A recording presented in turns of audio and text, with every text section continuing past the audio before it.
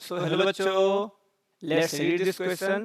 If y is equals to x minus x square is the path of a projectile, then which of the following is incorrect?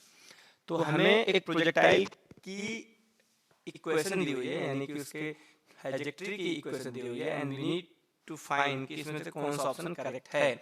तो अगर हम यहाँ पर लिखते हैं बेटे y is equals to X minus X square, ये तो हमें दिया हुआ है, लेकिन वैसे प्रोजेक्टाइल की इक्वेशन होती है बेटे क्या, y is equals to X tan theta minus 1/2 G X square upon U square cos square theta होता है, राइट।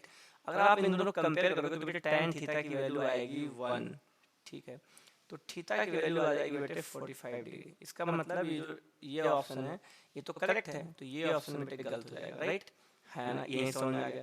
अच्छा अच्छा, अगर हम इसको कंपेयर करेंगे तो यानी कि x के बगल में यहाँ पे क्या है, इतनी सारी वैल्यू क्या है बेटे x के बगल में, राइट। इन सबको निकालते तो यानी कि half g upon U square cos square theta, ये भी कितना है बेटे 1 है। अब क्योंकि हम कॉस थीटा निकाल चुके हैं तो हमारे लिए बहुत ही आसान है, 1/2 जी की जहाँ पे बनते थे बेटे 10 अपॉन क्या यू स्क्वायर, और क्योंकि कॉस अपना थीटा 45 आ गया तो कॉस थीटा होता है 1/2 टू इसका स्क्वायर 1/2। अब ये 1/2 ये 1/2 से कट जाएगा, बराबर 1 दे रखा है। तो आप यहाँ से देखोगे तो 10 बराबर आ जाएगा यू स्क्वायर, तो यू आ जाएगा बेटे √10, ठीक है। यू के लिए हमें कुछ नहीं दिया। अब हम और क्या क्या हमें दिया हुआ है और देख लेते बेटा, और हमें दिया हुआ है रेंज दिया हुआ है और मैक्सिमम हाइट दी हुई है।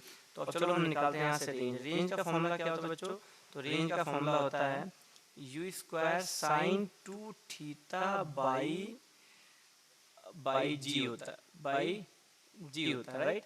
तो यू स्क्वायर तो बेटे 10 है, 10 रख दिया, साइन 2 थीटा क्योंकि एंगल 45 है तो ये 90 हो जाएगा, साइन 91 होता है अपॉन 10, 10 से 10 कट गया, कितना आ गया बेटे 10 आ गया, सॉरी 10 नहीं बेटे आ गया 1 मिनट। तो ये भी सही है, तो अब ये भी सही होते हैं बेटे, ये ऑप्शन गलत हो गया फिर।